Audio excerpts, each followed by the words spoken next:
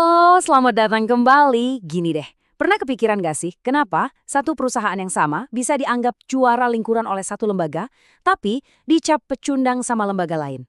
Nah, hari ini kita akan bongkar tuntas kotak hitam rating ESG buat cari tahu jawabannya. Coba bayangin ya, Anda lihat satu perusahaan. Sebut saja perusahaan X. Menurut penyedia rating A, skornya 85. Wah, keren, masuk kategori pemimpin.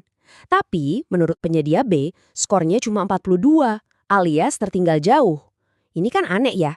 Ibaratnya kayak dua kritikus makanan ngasih review yang beda banget buat restoran yang sama. Yang satu bilang bintang 5, yang satu lagi bilang nggak layak makan. Nah, ini bukan sekadar teka-teki akademis loh. Buat investor, perbedaan kayak gini bisa berarti besar sekali. Jadi pertanyaannya, kok bisa sih begini? Dan yang lebih penting, siapa yang harus kita percaya? Oke, untuk bisa memahami skornya, kita harus kenalan dulu sama jurinya. Siapa sih yang sebenarnya memberikan skor-skor ini? Ternyata, para penyedia ini nggak semuanya sama. Ada yang modelnya kayak department store raksasa. Semua ada, cakupannya luas banget. Ada juga yang seperti toko butik spesialis, fokusnya mendalam ke isu-isu tertentu, misalnya cuma soal iklim atau HAM. Terus ada juga lembaga nirlaba yang lebih mirip perpustakaan umum. Nah, dari sini aja udah kelihatan kan, motivasi dan pendekatannya beda-beda. Dan ini baru awal mula dari kenapa skor mereka bisa beda jauh. Lalu, apa aja sih yang sebenarnya mereka jual atau tawarkan? Pertama, kita bahas produk intinya dulu ya. Ini fondasinya lah. Ada yang namanya data ESG. Anggap aja ini bahan mentahnya. Nah, data ini terus diolah jadi peringkat ESG, semacam skor atau nilai gitu, biar gampang evaluasinya. Terus, ada juga penyaringan ESG. Ini fungsinya kayak filter buat nilai perusahaan atau investasi. Dan terakhir, ada layanan voting and tata kelola, yang intinya ngebantu investor buat ambil keputusan sebagai pemegang saham. Kedua, kita lihat layanan lanjutannya. Nah, di sini nih kelihatan banget peran mereka yang lebih strategis. Mereka nawarin tolok ukur atau benchmarks ESG, ini tuh kayak indeks buat ngebandingin kinerja investasi. Ada juga layanan berita ESG, gunanya buat mantau risiko reputasi dan isu-isu kontroversial. Terus, yang lebih canggih lagi, ada riset terintegrasi yang ngegabungin analisis ESG sama narasi finansial. Dan pastinya, ada juga layanan konsultasi, di mana mereka benar-benar bantu langsung mulai dari strategi sampai pelaporan. Jadi intinya, penyedia layanan ESG itu udah berubah banget. Dari yang tadinya cuma pemasok data, sekarang mereka jadi mitra strategis yang benar-benar terintegrasi dalam setiap keputusan investasi. Oke, sekarang kita masuk ke bagian yang paling seru nih. Kita akan bongkar dapurnya, gimana sih skor ESG ini dibuat, langkah demi langkah. Pernah bingung nggak sih kenapa skor ESG satu perusahaan bisa beda-beda banget di tiap platform?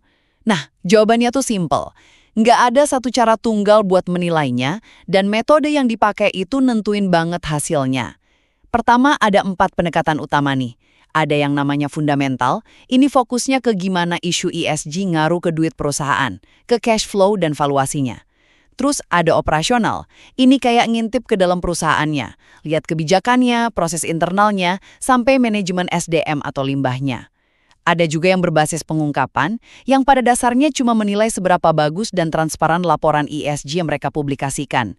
Dan terakhir, berbasis algoritma dan berita, ini pakai AI buat nyisir berita secara real-time buat deteksi risiko reputasi atau kontroversi. Kedua, dan ini penting banget, karena metodenya beda, arti skornya juga jadi beda. Ini sering jadi jebakan loh. Misal ada perusahaan dapat rating A dari penilaian berbasis pengungkapan. Artinya apa? Ya artinya mereka jago banget bikin laporan. Titik. Itu beda banget sama rating A dari penilaian fundamental, yang artinya praktek ESG mereka itu beneran terbukti bahwa untung buat perusahaan. Jadi poin terakhir buat Anda, jangan telan mentah-mentah skor akhirnya. Penting banget buat kita ngerti, ini skor datangnya dari metode mana sih? Ini bantu kita bedain mana perusahaan yang cuma jago poles laporan, sama mana yang kinerjanya emang beneran bagus. Intinya, paham metodologi di balik skor ESG itu kunci buat baca data dengan benar dan bikin keputusan investasi yang lebih cerdas. Semua proses ini dimulai dari menentukan apa sih yang penting.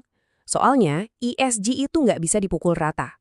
Isu yang material buat bank, misalnya soal keamanan data, pasti beda banget sama isu yang material buat perusahaan tambang, yang mungkin lebih fokus ke manajemen air. Setelah tahu apa yang mau diukur, langkah selanjutnya adalah ngumpulin data. Datanya diambil dari mana-mana loh. Ada yang dari laporan resmi perusahaan, tapi banyak juga yang dari sumber luar kayak berita, laporan LSM, dan sebagainya. Artinya apa? Data ISG itu seringkali berisik, banyak noise-nya, dan nggak selengkap data keuangan yang rapi. Nah, ini dia nih. Disinilah bumbu rahasianya bekerja. Di langkah ketiga ini, data yang berantakan tadi diolah. Setiap penyedia punya cara sendiri buat menafsirkan data, ngisi data yang bolong, dan yang paling penting, ngasih bobot ke isu yang berbeda. Inilah dapur utama tempat perbedaan skor itu dimasak. Nah, kita kan udah lihat prosesnya tuh. Sekarang, gimana sih dampak nyata dari semua metodologi yang beda-beda ini di dunia nyata? Ada satu studi akademis yang penting banget dari Berg dan kawan-kawan. Mereka meneliti 6 penyedia ISG besar buat melihat seberapa nyambung sih rating yang mereka hasilkan satu sama lain. Dan hasilnya cukup mengejutkan. Rata-rata korelasi atau tingkat kesamaan di antara mereka itu cuma 0,54. Sebagai perbandingan ya, skor kredit dari lembaga yang berbeda itu korelasinya biasanya di atas 0,9. Gampangnya gini, para penilai ESG ini lebih sering beda pendapat daripada sepakat. Tentu aja perbedaan ini dampaknya serius banget. Investor jadi bingung mana perusahaan yang beneran bagus. Perusahaan juga jadi pusing nggak tahu perbaikan mana yang harus diprioritaskan. Ini juga bikin investor yang cuma ngandelin satu sumber rating jadi menanggung risiko yang nggak perlu. Dunia ESG ini juga gak statis loh, terus berevolusi. Dulu analisis banyak mengandalkan penilaian manusia. Sekarang makin banyak penyedia baru yang pakai AI untuk mengolah data dari internet dengan super cepat. Artinya, data bisa diolah lebih cepat, tapi bukan berarti bebas bias ya.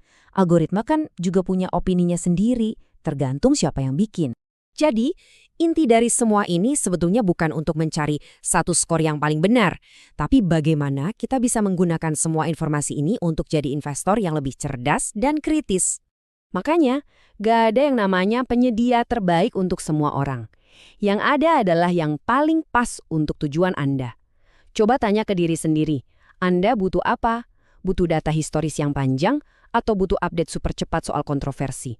Tentukan dulu tujuan Anda, baru pilih alatnya. Kedua, fokus ke cakupan dan kualitas datanya. Coba deh, tanyain 3 hal ini.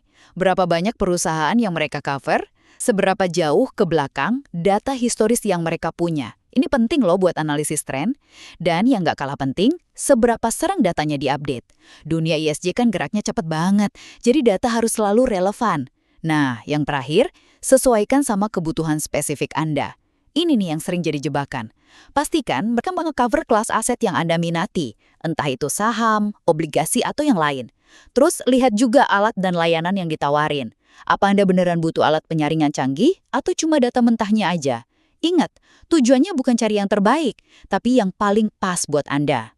Jadi intinya, milih penyedia data ESG itu bukan soal cari jawaban pasti, tapi soal nemuin alat yang paling pas buat bantu Anda ngajuin pertanyaan yang lebih tajam. Oke, mari kita rangkum sebentar.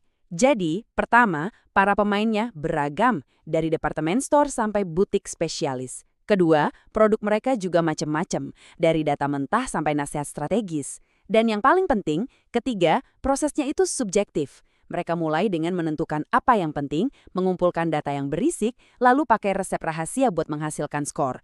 Inilah kerangka yang menjelaskan kenapa skor bisa beda jauh. Semua ini membawa kita pada satu kesimpulan kunci. Database ESG itu bukan buat ngasih kita jawaban final, tapi alat untuk mengajukan pertanyaan yang jauh lebih tajam. Jadi, daripada cuma nanya berapa skornya, sekarang kita bisa melangkah lebih jauh dan bertanya, kenapa skornya segitu? Data apa yang dipakai? Isu apa yang dianggap paling penting? Dan apa artinya ini semua buat risiko dan peluang perusahaan ke depannya? Ini adalah perubahan pola pikir yang sangat mendasar. Oke, itu dia pembahasan mendalam kita kali ini. Semoga sekarang kotak hitam rating ESG jadi sedikit lebih terang ya. Nantikan bahasan kami selanjutnya. Dan kalau ada pertanyaan, jangan ragu untuk tinggalkan di kolom komentar. Sampai jumpa!